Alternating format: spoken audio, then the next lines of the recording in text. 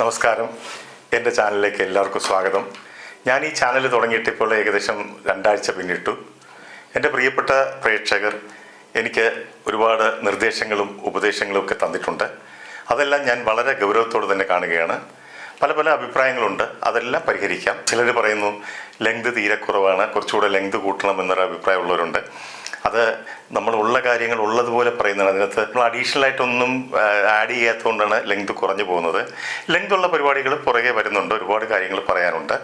അതുപോലെ തന്നെ പ്രേം നസീറിനെ കുറിച്ചും ജയനെക്കുറിച്ചും വിജയശ്രീയുടെയും എല്ലാം ഒരുപാട് ചരിത്രങ്ങൾ പറയണമെന്ന് ഒരുപാട് പേര് ആവശ്യപ്പെട്ടിട്ടുണ്ട്. അതെല്ലാം ഞാൻ പറയാം. അതിനെനിക്ക് സമയം തന്നാൽ മതി, ഞാൻ തുടങ്ങിയതല്ലേ ഉള്ളൂ.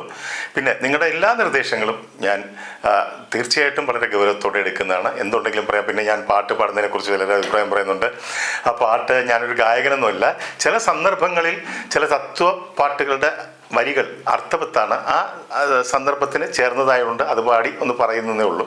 അല്ലാണ്ട് ഞാനൊരു വലിയ ഗായകനൊന്നുമല്ല. ഇന്നസെന്റിനെ കുറിച്ച് ഒരു എപ്പിസോഡ് ചെയ്തിരുന്നപ്പോൾ അതിൽ ഇന്നസെന്റും ഞാനും ചേർന്ന ഒരു കഥാപ്രസംഗം അവതരിപ്പിച്ച ഒരു ഭാഗം ഞാൻ സൂചിപ്പിച്ചിരുന്നു. അപ്പോൾ പലരും എന്നെ വിളിച്ചിട്ട് പറഞ്ഞു, അഷ്റഫ് ഇതുപോലെ ആ ഗൾഫ് ഷോയെക്കുറിച്ച് ഞങ്ങൾക്ക് കൂടുതൽ അറിയാൻ ആഗ്രഹമുണ്ട്, അതിനെപ്പറ്റി ഒരു എപ്പിസോഡ് ചെയ്യണമെന്ന് ഒരുപാട് പേര് എന്നെ വിളിച്ച് ആവശ്യപ്പെട്ടു.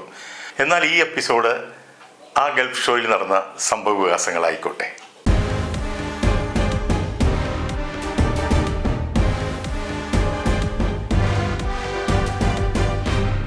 1992 നടന്ന മോഹൻലാലിൻ്റെ ഗൾഫ് ഷോ, മെഗാ ഷോ ഒരു ചരിത്ര വിജയമായിരുന്നു.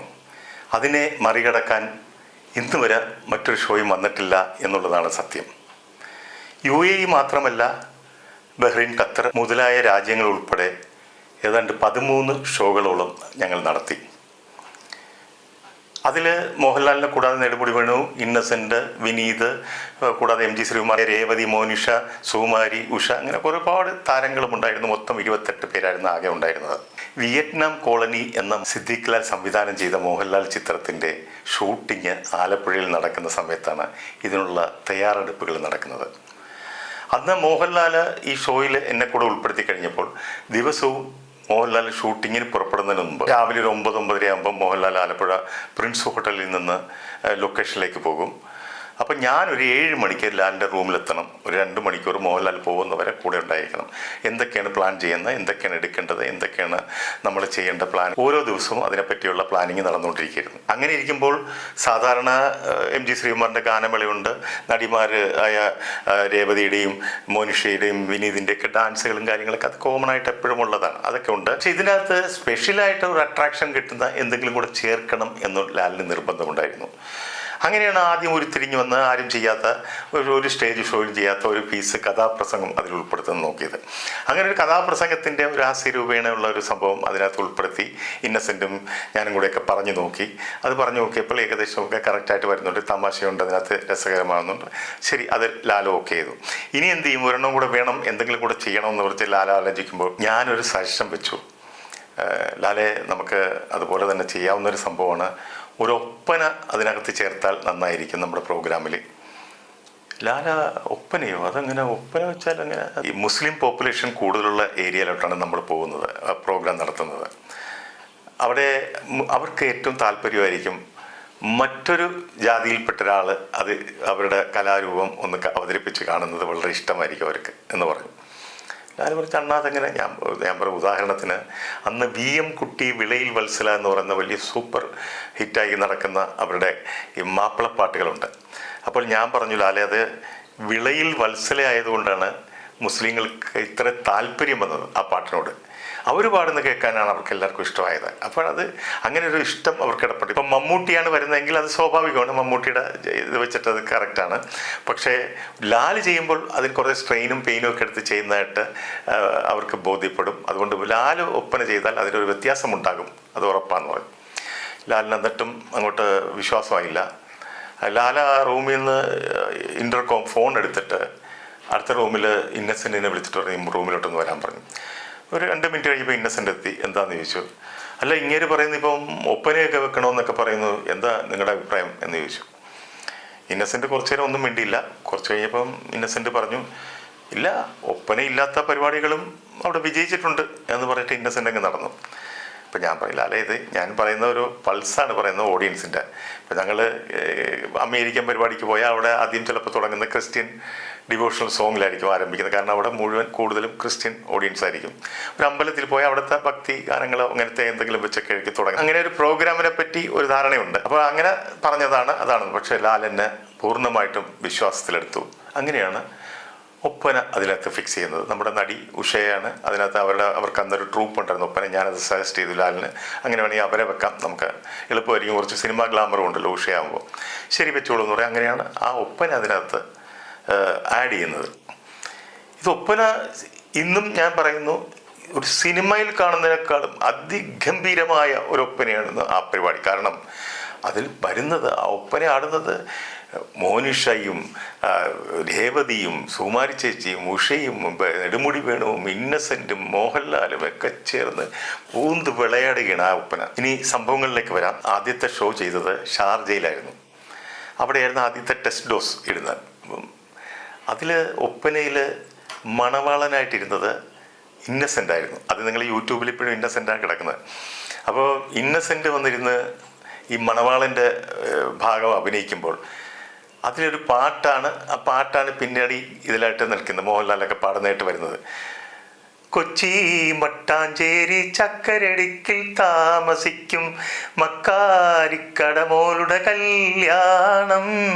ആ പാട്ടിനനുസരിച്ചാണ് മണവാളനെ കൊണ്ടുവന്നിരുത്തുന്നതും പാടിക്കുന്നതെല്ലാം ചെയ്യുന്നത്. അപ്പോൾ ഇന്നസെൻ്റ് ചില വേലകളൊക്കെ ഈ ഇതിനകത്ത് കാണിക്കും.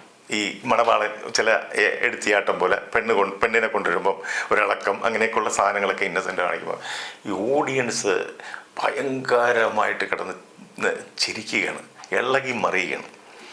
കുഴപ്പമില്ല, അങ്ങനെ പരിപാടി ഭയങ്കര സക്സസ് ആയി. അവിടെ നിന്ന് അടുത്ത ദിവസം ദുബായിലാണ് ഷോ, അൽ നാസർ ലിഷർലാൻഡ്. അതിനകത്ത് 2 ഷോ ആണ് ഒരു ദിവസം, മാറ്റിനിയും പക്ഷോയും. അങ്ങനെയൊക്കെ അപൂർവങ്ങളായിട്ടാണ് നടക്കുന്നത് അങ്ങനെ. അപ്പോൾ അങ്ങനെ മാറ്റിനി ഷോ 4 മണിക്ക് തുടങ്ങുന്നു. ഒരു 3 ഷോയ്ക്കുള്ള ആൾ വെളിയിൽ നിൽപ്പുണ്ട്, ഫുൾ പാക്ക്, അത്ര ജനങ്ങൾ തിരിങ്ങിക്കൂടുന്നത്. അങ്ങനെ ആദ്യത്തെ ഷോ ആരംഭിച്ചു. ഈ കുറച്ച് പരിപാടികൾ കഴിയുമ്പോഴാണ് ഒപ്പന വരുന്നത്. ഒപ്പന അതിഗംഭീരമായിരുന്നു. ഇതുപോലെ ഇന്നസെൻ്റ് വന്നു, ഇത് കാണിക്കുന്നു, ആളുകളെ ഇളകി മറിയുന്നു, ചിരിക്കുന്നു, അങ്ങനെ ഭയങ്കര എല്ലാ പരിപാടി. അത് കഴിഞ്ഞ് കഥാപ്രസംഗം, അത് സൂപ്പർ ഡൂപ്പർ ഹിറ്റ്, ഭയങ്കരമായി എന്നേക്കുള്ള ഹിറ്റ് പോലെ ആയിപ്പോയി. അപ്പോൾ ജനങ്ങൾ ആർത്ത് ഇളകി മറിയായിരുന്നു.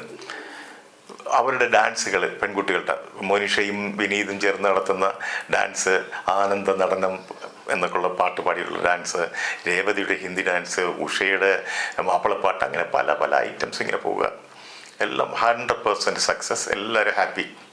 അടുത്ത ഷോ ആരംഭിക്കാൻ 7 മണിക്ക് വീണ്ടും ഈ ആളുകളൊക്കെ ഇറങ്ങുന്നു. അടുത്ത ഷോയ്ക്കുള്ള ആൾ കയറുന്നു, ടിക്കറ്റ് കൊടുക്കുന്നു, കയറുന്നു, ഫുൾ പാക്ക്. ടിക്കറ്റ് കിട്ടാതെ 100 കണക്കിന് ആളുകൾ വെളിയിൽ നിൽക്കുന്നു. ഷോ വരുന്നു, ഇതേപോലെ റൊട്ടീൻ പരിപാടികൾ ഓരോന്നോരോന്നായിട്ട് വരുന്നു. അടുത്ത ഒപ്പന വരുന്നു. ഈ ഒപ്പന അങ്ങോട്ട് തുടങ്ങി. ഇന്നസെൻ്റ് എന്തോ വേലകൾ കാണിച്ചു, ആളുകൾ ഇങ്ങനെ ചിരിക്കാൻ തുടങ്ങലും സ്റ്റേജിലേക്ക് 2-3 പോലീസ്, ദുബായ് പോലീസ് ഇങ്ങനെ ചാടിക്കയറി വരികയാണ്. എല്ലാവരും സ്റ്റക്കായി, പാട്ട് നിർത്തുന്നു. ആളുകളെല്ലാം, ജനങ്ങളും കണ്ടിരുന്നവരും എല്ലാം അന്തം വിട്ട് നിൽക്കണം. എന്താണ് സംഭവിക്കുന്നതെന്ന് ആർക്കും അറിയില്ല. ഞങ്ങളെല്ലാം പകച്ചുപോയി. ഉടനെ ഇതിൻ്റെ ഭാരവാഹികൾ കൂടി വന്നു, കാര്യം പറഞ്ഞു. അവർ അറബിയിലൊക്കെ സംസാരിക്കുന്നു. ഇതിൻ്റെ അകത്തുള്ള പ്രശ്നമെന്ന് വെച്ചാൽ, ഈ ഇന്നസെൻ്റ് ആദ്യത്തെ ഷോയിൽ ഇങ്ങനെ കുറച്ച് വേലകൾ കാണിച്ചപ്പോൾ ആളുകൾ കണ്ടമാനം ചിരിക്കുകയും ബഹളം ഉണ്ടാക്കുകയൊക്കെ ചെയ്തപ്പോൾ, ചിരിച്ച് മറിയുകയൊക്കെ ചെയ്തപ്പോൾ, ആരോ ഇത് ഒരു സമുദായത്തിനെ കളിയാക്കുന്ന ഒരു രീതിയിൽ എന്തൊരു കംപ്ലൈൻറ്റ് അവിടെ കൊടുത്തു. ഈ കംപ്ലൈൻറ്റ് കിട്ടിക്കഴിഞ്ഞ് പോലീസ് ഒന്ന് വാച്ച് ചെയ്യണം, ഇത് ശരിയാണോ എന്ന് അറിയാൻ വേണ്ടി. അവർ നോക്കിയപ്പോൾ കറക്റ്റാണ്. ആ ചിരിയും ബഹളം ഉണ്ടായപ്പോൾ നിർത്തുമെന്ന് പറഞ്ഞ് ചാടിക്കയറി വന്നു. ആളുകൾ എല്ലാം നമ്മളൊക്കെ സ്റ്റക്കായി. പിന്നെ കർട്ടൻ താഴെ ഇട്ടു. അവർ അറബിയിൽ ഭാരവാഹികളും ഈ പോലീസുമായിട്ട് സംസാരിച്ചപ്പോൾ ഇത് ഒരിക്കലും കളിയാക്കലല്ല, ഇദ്ദേഹം ഒരു കൊമേഡിയനാണ് മലയാള സിനിമയിൽ.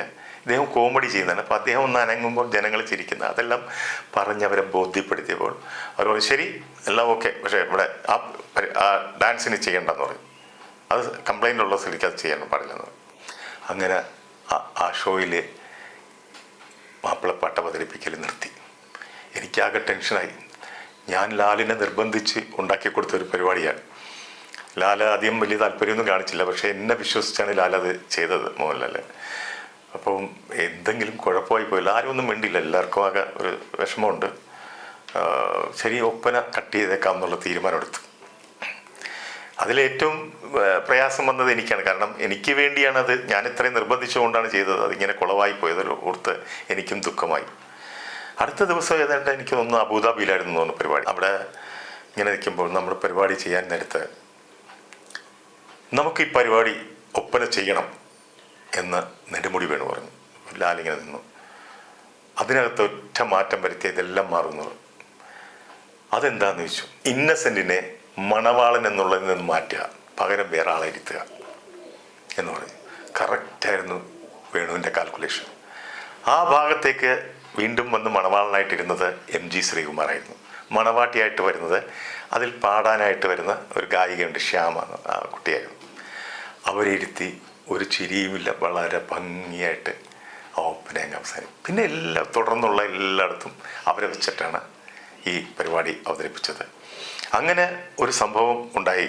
അപ്പോൾ ഗൾഫ് ഷോയിൽ പിന്നീട് എനിക്ക് മറക്കാൻ പറ്റാത്തത്, ഒരുപാട് ഹാർഡ് വർക്ക് ചെയ്ത കാര്യങ്ങൾ പറയുമ്പോൾ മോഹൻലാലിൻ്റെ ഡെഡിക്കേഷനെ കുറിച്ച് പറയാതിരിക്കാൻ പറ്റുമോ? ഈച്ച് ആൻഡ് എവരി കാര്യങ്ങൾ ലാൽ ശ്രദ്ധിക്കുന്നുണ്ടായിരുന്നു. ഓരോ മൈന്യൂട്ട് കാര്യങ്ങൾ വരെ ലാലെ ശ്രദ്ധിച്ച് ഓരോരുത്തരുടെ കാര്യങ്ങളിലും ഇടപെടുമായിരുന്നു. എന്തൊക്കെയാണ് വേണ്ടത്, എന്താണ് ചെയ്യേണ്ടത്. ലാലിന് അവിടെ പാം ബീച്ച് എന്ന് പറയുന്ന ദുബായിലൊരു ഹോട്ടലിലാണ് അക്കോമഡേഷൻ ലാലിനെ വെച്ചിരുന്നത്. ലാല് പറഞ്ഞു, നിങ്ങൾ ഏത് ഹോട്ടലിൽ വേണമെങ്കിലും വെച്ചു എന്നെ താമസിക്കാൻ, പക്ഷേ എൻ്റെ കൂടെയുള്ള 28 പേരും, ലാൽ ഉൾപ്പെടെ 28, ബാക്കിയുള്ള 27 പേരും എന്നോടൊപ്പം തന്നെ ഉണ്ടാവണം, അതേ ഹോട്ടലിൽ ഉണ്ടാവണം എന്ന് പറയും. അങ്ങനെയാണ് അവർ പാം ബീച്ച് എന്ന് പറയുന്നൊരു ഹോട്ടലിൽ താമസമാക്കിയത്. അതുപോലെ തന്നെ പലരും ഈ ലാലിന് പ്രസൻറ്റേഷൻ ടിക്കറ്റ് വരും. ഈ വലിയ ഒരു വലിയ ബിസിനസ്മാൻ വന്നൊരു വലിയ മാല, 1.5 പവനുള്ള ഒരു മാല ലാലിന് പ്രസൻ്റായിട്ട് കൊടുത്തപ്പോൾ ലാൽ പറഞ്ഞ്, ഞാൻ ഈ മാല സ്വീകരിക്കണമെങ്കിൽ എൻ്റെ കൂടെയുള്ള എല്ലാവർക്കും നിങ്ങളിത് കൊടുക്കണം, 28 പേർക്കും കൊടുത്താൽ ഞാൻ ഈ മാല നിങ്ങളുടെയും സ്വീകരിക്കാം, എനിക്കായിട്ട് ഞാനൊന്നും സ്വീകരിക്കില്ല എന്ന് പറയും. അയാളുടെ ആത്മാഭിമാനത്തിൻ്റെ പ്രശ്നമായി മാറി, അഭിമാനത്തിൻ്റെ പ്രശ്നമായി മാറി. അങ്ങേര് പിറ്റേ ദിവസം എല്ലാവർക്കും മാലയായിട്ട് ഒന്നിച്ച് വന്ന് എല്ലാവർക്കും ഞങ്ങൾക്കും എല്ലാം മാല തന്നു. അതുപോലെ വലിയ ക്യാമറകളും സാധനങ്ങളും ഒരുപാട് കാര്യങ്ങൾ ഞങ്ങൾക്ക് കിട്ടുകയുണ്ടായി. ലാൽ എല്ലാവരെയും ഒരേപോലെയാണ് കണ്ടത്, ഒരേപോലെയാണ് പെരുമാറിയത്. ദുബായിലേക്ക് നമ്മൾ യാത്ര ചെയ്ത് അവിടെ എത്തുമ്പോൾ എനിക്ക് തോന്നുന്നൊരു 11 മണി രാത്രിയൊക്കെ ആയി. രാത്രി ഫ്ലൈറ്റിലാണ് അവിടെ ഇറങ്ങുന്ന എയർപോർട്ടിൽ. അവിടെ നിന്ന് ഇറങ്ങി റൂമിൽ വന്നപ്പോൾ ഏകദേശം എനിക്കൊന്നൊരു 12 മണിയൊക്കെ ആയി. നമ്മൾ ഹോട്ടലിൽ വന്നപ്പോൾ അർദ്ധരാത്രിയായി. അപ്പോൾ എല്ലാവരും വളരെ ക്ഷീണിതരാണ്, എല്ലാവരും കിടക്കാനുള്ള മൂഡായി. നമ്മുടെ എല്ലാം പെട്ടി ഹോട്ടലിൻ്റെ ലോബിയിൽ വെച്ചിട്ട് അതിൽ നമുക്കൊരു റൂം അലോട്ട് ചെയ്ത് അതിൽ മാർക്ക് ചെയ്ത് നമ്മളെല്ലാം റൂമിലോട്ട് പോകുന്നു. പെട്ടികൾ പുറകെ എത്തുന്നു, നമ്മളെല്ലാം അടച്ച് നമുക്കെല്ലാം അലോ ചെയ്ത റൂമിലേക്ക് താക്കോലുമായിട്ട് പോയി കയറി കിടക്കുന്നു. അങ്ങനെ രാത്രി എല്ലാം ഒതുക്കി വെച്ച് ഡ്രസ്സൊക്കെ മാറി ഞാൻ ഉറങ്ങാൻ റൂമിൽ കിടക്കുമ്പോൾ റൂമിൽ ബെല്ലടിക്കുന്നു. ബെല്ലടി കേട്ട് വീണ്ടും എഴുന്നേറ്റ് പോയി കതക് തുറക്കുമ്പോൾ മോഹൻലാൽ നിൽക്കുകയാണ്.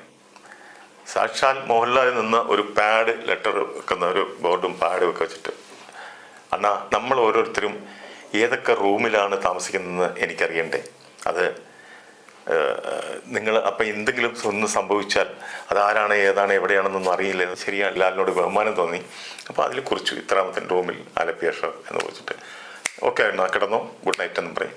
ലാലങ്ങ് പോയി. തൻ്റെ കൂടെ വന്ന ഓരോരുത്തരും ഏതൊക്കെ റൂമിലാണ് താമസിക്കുന്നതെന്നുള്ള ലിസ്റ്റ് ഉണ്ടാക്കി ലാല് വെക്കുകയാണ്.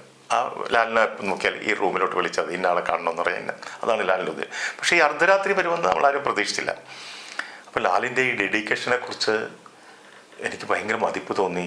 ഇങ്ങനെയൊക്കെ ഒരാൾ ഇത്രയധികം രാവിലെ വന്ന് വാങ്ങിച്ചാൽ പോലെ ഇത്രയും കഷ്ടപ്പെട്ട് വാങ്ങുന്നതെന്ന് പറയും. ഞാൻ പിറ്റേ ദിവസം ഇന്നസെൻറ്റിനോട് പറഞ്ഞു, ഇന്നസെൻ്റ് ലാലിനെ സമ്മതിച്ചു കൊടുക്കണമല്ലേ, എന്തോരം കഷ്ടപ്പെടുകയാണിത്, രാത്രി ഉറക്കവും ഇല്ലാതെ വന്ന് ഓരോരുത്തരുടെ റൂമിൽ ഏതൊക്കെയാണ് എന്നറിയാൻ വേണ്ടി ഇങ്ങനെയൊക്കെ വന്നപ്പം ഇന്നസെൻ്റ് ഒരു ഊറം ചിരിച്ചിരിച്ചു. അത് പുള്ളി താൻ ഉദ്ദേശിക്കുന്ന ആളെ എവിടെയാണെന്ന് അറിയാൻ വേണ്ടിയുള്ള ഒരു നമ്പർ ആയിരിക്കാം എന്ന് പറയൊരു ചിരിച്ചിരിച്ചു. എന്തൊക്കെയായാലും മോഹൻലാൽ അന്ന് ആ ഗൾഫ് ഷോയ്ക്ക് വേണ്ടി എടുത്ത എഫർട്ടും ഡെഡിക്കേഷനും ഒപ്പം കൂടെയുള്ളവർക്ക് തന്ന സ്നേഹവും പരിഗണനയും ഒക്കെ ആലോചിക്കുമ്പോൾ മോഹൻലാൽ എന്ന ആ മനുഷ്യസ്നേഹിയോട്, ആ വലിയ നടനോട് ആദരവ് തോന്നുകയാണ്.